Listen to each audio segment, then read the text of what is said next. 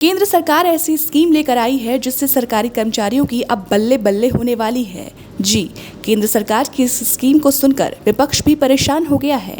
आखिर वो स्कीम क्या है और इससे सरकारी कर्मचारियों को क्या क्या फायदा मिलेगा, इस रिपोर्ट के जरिए आपको समझाते हैं। केंद्र की नरेंद्र मोदी सरकार ने सरकारी कर्मचारियों के लिए नई पेंशन स्कीम का ऐलान कर दिया है और इस पेंशन का नाम यूनिफाइड पेंशन स्कीम यानी यूपीएस है। मोदी कैबिनेट ने इस पर अपनी मुहर लगा दी है। इस नई पेंशन योजना का सीधा असर 23 लाख सरकारी कर्मचारियों पर पड़ेगा। अब आपके मन में भी सवाल होगा कि आखिर यूनिफाइड पेंशन स्कीम यानी यूपीएस क्या है। आपको बता दें, इस स्कीम के तहत अगर कोई सरकारी कर्मचारी 25 सालों तक काम करता है तो उसे रिटायरमेंट के बाद उसके आखिरी 12 महीने की बेसिक सैलरी पर 50% पेंशन के तौर पर उस कर्मचारी को दिया जाएगा। दूसरी तरफ अगर कोई सरकारी कर्मचारी 10 सालों तक ही अपनी नौकरी करता है तो फिर वो रिटायरमेंट ले लेता है तो उसे 10,000 रुपए की पेंशन इस स्कीम के तहत दी जाएगी। अब सवाल ये है कि अगर किसी पेंशन भोगी की मौत हो जाती है तो फिर उसके परिवार का क्या होगा। बता दें, सरकार ने इसकी भी योजना बनाई है। इस स्कीम के तहत अगर किसी पेंशन भोगी की मौत हो जाती है तो उसके परिवार को मौत के समय तक मिलने वाली पेंशन का 60% मिलेगा। आपको बता दें, इस योजना का फायदा करीब 23 लाख सरकारी कर्मचारियों को मिलेगा।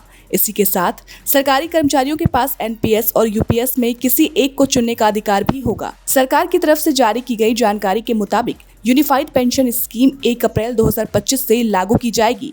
इस पेंशन योजना के बारे में जानकारी देते हुए केंद्रीय मंत्री अश्विनी वैष्णव ने कहा कि सरकारी कर्मचारियों की मांग थी कि उन्हें सुरक्षित पेंशन योजना दी जाए। उनकी मांग को देखते हुए सरकार ने ये पेंशन स्कीम लेकर आई है।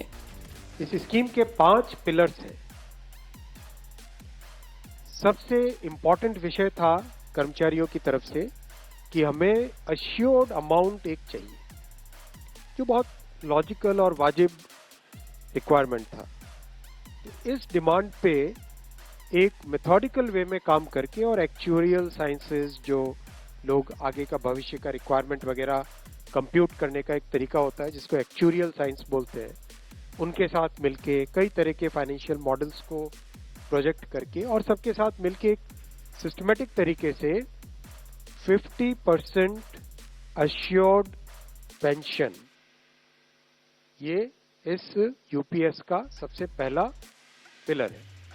इसकी डिटेलिंग देखनी चाहिए हमें।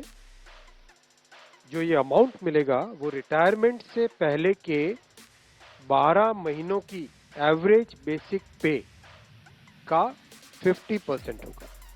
मैं रिपीट कर रहा हूं, अश्योर्ड पेंशन का जो अमाउंट है that will be the average of basic पे ऑफ 12 months बिफोर सुपर एनुएशन, उसका 50% होगा। और इस फुल पेंशन के लिए जो क्वालिफाइंग सर्विस रहेगी वो रहेगी 25 ईयर्स, यानी 25 वर्ष तक अगर किसी ने काम किया है, सेवा की है, तो उसको फुल पेंशन यानी जो ये अश्योर्ड पेंशन का अमाउंट है वो मिलेगा।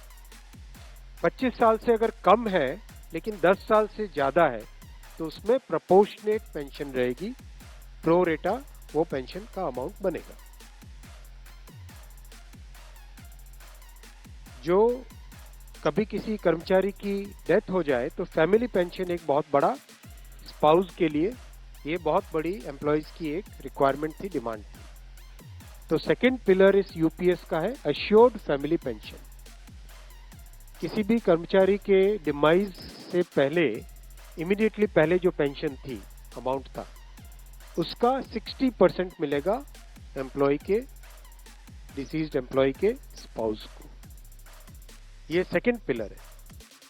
थर्ड पिलर है अश्योर्ड मिनिमम पेंशन। कई बार देखा कि सर्विस कम होती है और कंट्रीब्यूशन जितना हुआ है उससे एक सफिशिएंट अमाउंट नहीं मिल पाता था, और ये अपने आप में एक बड़ा विषय था केंद्र सरकार के कर्मचारियों का और एनपीएस में जुड़े सभी कर्मचारियों का। इसीलिए एक minimum assured minimum pension 10,000 rupees per month, वो इसमें यूपीएस में थर्ड पिलर ये रखा गया। इसके साथ आगे वाले पॉइंट को जोड़ के करेंगे तो अगर डीएनएस रिलीफ यानी महंगाई से रिलेटेड रिलीफ जो मिलेगी तो वो आज की तारीख में होते होते करीब करीब 15,000 रुपये पर मंथ हो जाती है, which is a substantial relief part of this entire pension system.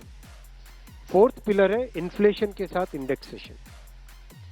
जैसे केंद्र सरकार के एम्प्लॉयज़ के लिए सैलरी में डीएनएस अलाउंस होता है, उसी पैटर्न पे जो इंडेक्स है, सेम इंडेक्स को यूज करके all India consumer price index for industrial workers, इसको यूज करके assured pension, assured family pension और अश्योर्ड मिनिमम पेंशन, इन तीनों के तीनों जो आपने पिछले पेज पे तीनों पिलर्स देखे, assured pension, assured family pension और अश्योर्ड मिनिमम पेंशन, इन तीनों के ऊपर इन्फ्लेशन इंडेक्सेशन डीएनएस रिलीफ के बेसिस पे मिलेगा। डीआर, डीए की जगह डीआर, डीएनएस रिलीफ।